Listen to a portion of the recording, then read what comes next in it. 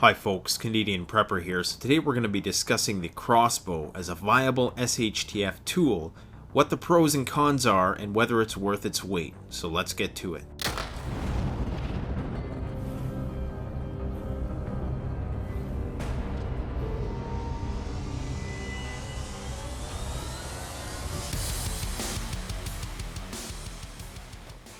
Alright, so for demonstration purposes in this video, I'm going to be using my Excalibur Axiom crossbow that I've had for several years. This is a recurve crossbow. In contrast to a compound crossbow that relies on pulley systems, the recurve crossbow has only a string and relies on the tension stored in the curved limbs of the crossbow. Now this crossbow can be taken down by the removal of 2 bolts.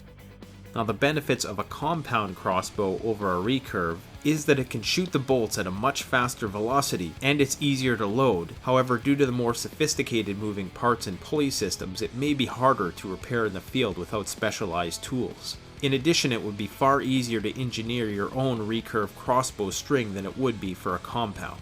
Now the crossbow was a bridge between primitive projectile technology and modern firearms. And although it lacks the technological sophistication of a firearm, it is far superior to a primitive bow for a variety of reasons. Its closest rival in terms of firepower and accuracy as far as string projectile weapons go would have to be the compound bow. Now let's talk about the pros and cons, particularly for an SHTF situation.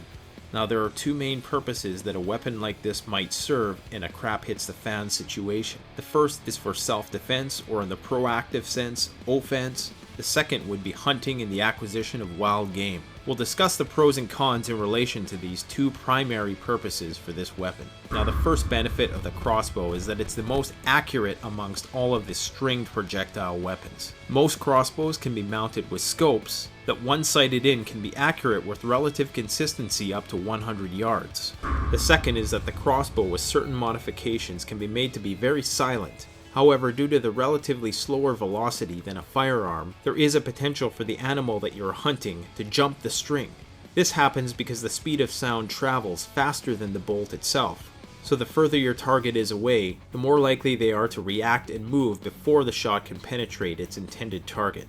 In addition, if using a crossbow in a combat situation, it's only as silent as the victim. Number 3 is reusable ammunition. Due to the shorter length of the crossbolt compared to a longer arrow, the projectile is less likely to be damaged in impacting the target. Although field points may be very reusable, broadheads, unless they're solid state and uniform, are likely to break upon impact after more frequent usage. Number 4 is that it's the easiest amongst all of the primitive range weapons in order to fire with accuracy. With a crossbow, it's simply a matter of putting your target in the crosshairs, keeping a steady hand, and pulling the trigger. In contrast to traditional and compound bows, which require an increased amount of intuitiveness and training. Number 5 is that in contrast to a firearm, there may be slightly less maintenance. You don't have to clean your crossbow, although it is advised that you keep the string and the rail system of the crossbow waxed and or lubricated. Number 6 is the intimidation factor. Due to the unrealistic Hollywood mythos perpetuated by shows like The Walking Dead, many people would find the crossbow far more intimidating than they would a traditional or compound bow. In many cases, I would predict that it would elicit a similar fear response that would be elicited by a firearm. Number 7 is that in most countries where firearms are highly regulated or illegal, crossbows are not. In Canada, for instance, no license is required to possess or acquire a crossbow. In addition, due to the silent nature of the crossbow, you can train far more inconspicuously on private land. Number 8 is that a crossbow can be pre-cocked, meaning that the archer doesn't have to cock the bow in the thick of battle or when they see an animal to hunt. The crossbow also has shorter ammunition than traditional and compound bows, making it potentially easier to carry more ammunition. The crossbow has one more commonly forgotten about advantage over normal bows, and that is the ability to shoot in the prone or lying down position. Shooting from a kneeling position may also be easier, and you can also use a monopod to steady your shot. And last but not least, as with all of the primitive weapons, if one were to run out of ammunition, you could potentially make your own through primitive means, whereas this in 99 out of 100 situations would not be possible with a gun. Now let's talk about the cons of the crossbow. Now most reliable crossbows, even the ones that are made of composite materials, tend to be very heavy. Contrary to the myths that mainstream fiction perpetuates, this is not a weapon that you can run and gun with. Crossbows can weigh anywhere from 5 to 15 pounds, and their shape makes them hard to pack, and although some can be broken down, it would take time to reassemble them, which may limit their tactical applications. Another con is that contrary to firearms, the ammunition is relatively heavy and unwieldy. Consider that a 500 round box of 22 ammunition would weigh the equivalent of 6 to 12 bolts, and likely take up much less space. One of the main drawbacks of using a crossbow is the slow reloading speed. Crossbows gain their power by storing energy in the limb, and it takes a significant amount of strength to cock the crossbow without a cocking aid or a hand crank mechanism, both of which slow down the process even more. So although the crossbow is easier to shoot, it does require a person of greater strength in order to expedite the reloading process. All in all, a crossbow is going to require a significant amount of strength to wield, load, and carry over long distances. Due to the slow reloading process, in a hunting situation or even in a self-defense situation, you may not be able to execute a second shot.